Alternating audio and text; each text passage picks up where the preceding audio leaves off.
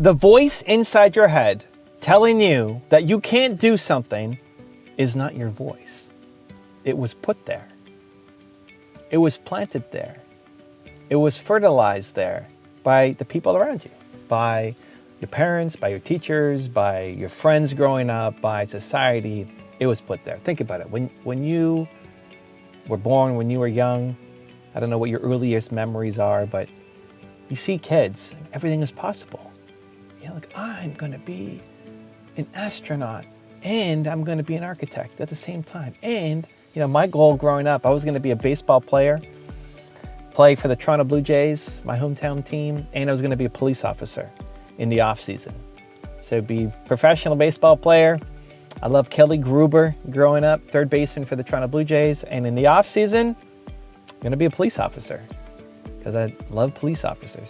Like, everything is possible. Everything is possible to kids. And then what happens? Suddenly we start to get older and we realize that things aren't that way. And we have to be safe, and we have to be practical, and we have to be smart. And that message gets drilled into us. And it could be your parents, it could be your friends, it could be the school system, it could be the media, it could be society. There's lots of it. Think about the people who are giving you the advice. Think about the people.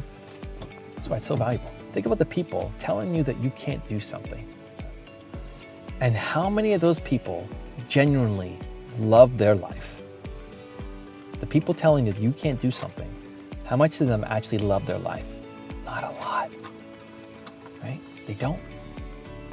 What gives them the authority to tell you that you can't do it? Some people will do it out of fear. It's love, but fear, right? Maybe your mom's telling you can't do something, but she loves you, probably. She's telling you because she wants you to be happy. She's telling you because she's afraid. She's telling you because if you go off and do something that doesn't work, what's going to happen to your life? She's living from a place of insecurity, right? But it's love. And some people do it because of jealousy. They tried to live their dream. They took their shot and it didn't work out. And so now nobody else around them is allowed to succeed. Instead of going and taking a second shot, they spend their time trying to tear other people down. But either way, they're not happy. They never lived their life. They never chased after their goals. They never pursued their dreams. And now they're telling you that you can't either. Most people are not happy. Look at any survey, any study, or even just think about it. Think about the people saying no in your life. Does this person actually love their life? Probably a no. So why are we listening to them? And this is a problem because most people don't love their lives, right? And so you're surrounded by it. It's everywhere. It's in everything that you're picking up. And so it takes a conscious effort to start to shift that. And this is why so many people, when they do learn, when they do improve, when you've been on a personal development, personal growth journey, when you learn something, you want to go help the people around you, right? The first thing we want to do, the first instinct is to then bring it to the people around us because we want the world to be better, right?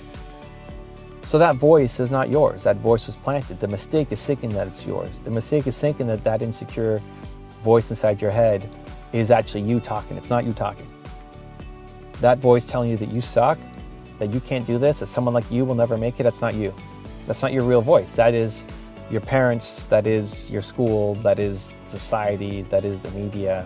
That's not your voice. That's what you've been conditioned to believe. So how do we start to change it?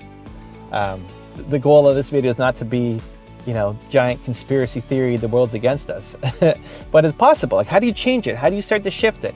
Well, we need to recognize, one, that that's not your voice. Do you believe that that's your voice? Because as long as you believe that that's you stay small, you stay stuck, you stay listening to it because you're telling yourself that you can't do it. So step one is to recognize that that is not actually your voice.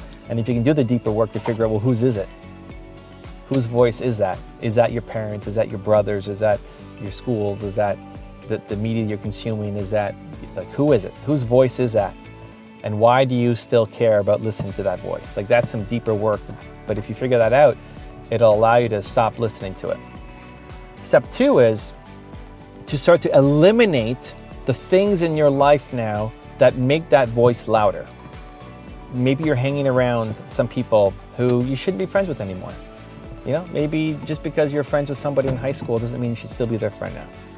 You know, maybe you've grown apart and now it's time to get some new friends. Okay?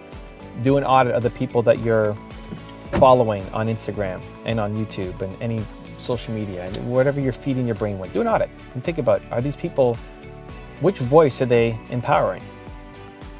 There's a great story about two wolves. You know, I'm going to paraphrase it, but there's two wolves inside you, one who wants the best for you and one who wants to grow and learn and improve and serve and share and be courageous. And the other wolf is scared and afraid and keeping you small and stuck and insecure and weak.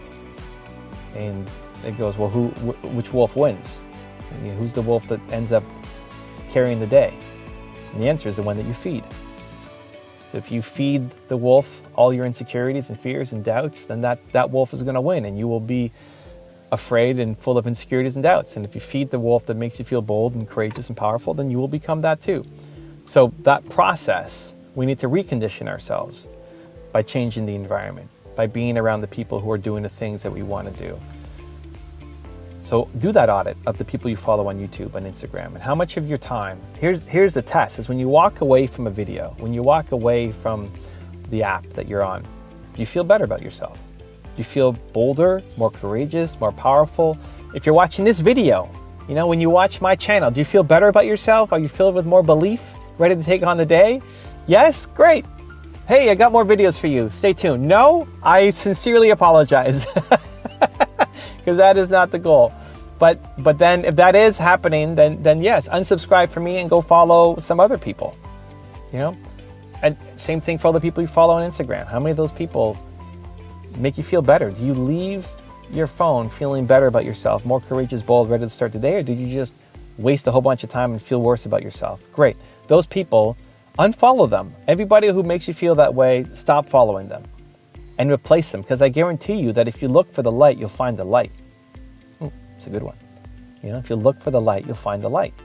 There are people on every social platform in every part of the world who are spreading kindness, spreading belief, spreading hope, spreading possibility. They exist everywhere. It's not common. It's not the default yet. That's why lack of belief, I believe, is the world's #1 problem, because it's not default yet. But there are people spreading the light. Find them. Be around them. Hang out with them. Collect them. Learn to collect good people. It'll shift everything. So you've got a really important decision to make. Do you listen to your heart? The feeling that you want to do more and serve more and help more and be more and create more? Or do you listen to that voice that's not your voice inside your head telling you all the reasons why you can't do it? It's a choice. You have to decide which wolf you're going to feed. Both wolves exist inside you. The insecure wolf and the powerful wolf. And either one could win. It'll dramatically change your life, which one you feed. You just have to decide which one are you going to feed today. If you want another Evan Rant video that just might give you the confidence you need, check it out right there next to me. I think you'll enjoy it. Continue to believe, and I'll see you there. The #1 thing you can do for your confidence is to do scary things. When you come up against something that's scary, that's difficult, that's hard, and you don't do them, you're telling yourself that you can't and that you suck.